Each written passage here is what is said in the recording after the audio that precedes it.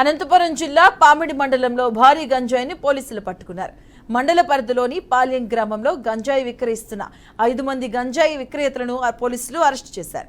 ఈ సందర్భంగా మామిడి సిఐ రాజశేఖర్ మీడియాతో మాట్లాడుతూ గంజాయి విక్రయిస్తున్నారని తమకు రాబడినటువంటి సమాచారం మేరకు తమ సిబ్బందితో కలిసి ఈ దాడులు నిర్వహించామన్నారు.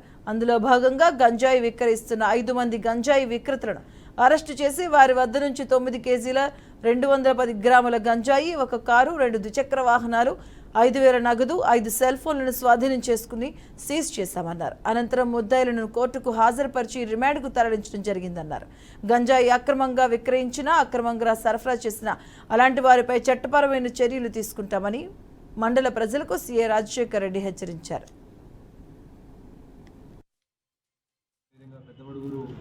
మండలం లక్ష్మపల్లి గ్రామానికి చెందినటువంటి ఒక వ్యక్తి దగ్గర నుంచి 1 కారు, 2 బైకులు మరియు వీటితో పాటు 5 సెల్ ఫోన్స్, 5,000 రూపాయల క్యాష్తో పాటు 9 కేజీల 210 గ్రాముల గంజాయిని సీజ్ చేయడం జరిగింది. దీనిపైన కేసు రిజిస్టర్ చేసి ఇన్వెస్టిగేషన్ చేస్తున్నాము.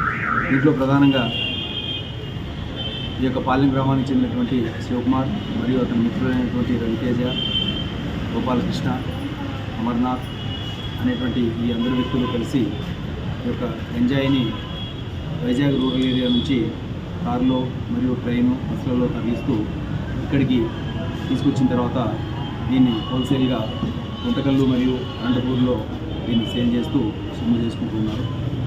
ఈ యొక్క గంజాయిని అమ్మి ఈ యొక్క డబ్బులు సంపాదించి విచ్చలవిడితనానికి పాల్పడుతూ ఉన్నారు. ఈ యొక్క ముద్దాయిలపైన ఇదివరకు కూడా ఒక కర్ణాటక లిక్కర్ అక్రమంగా తరలిస్తూ చేసినటువంటి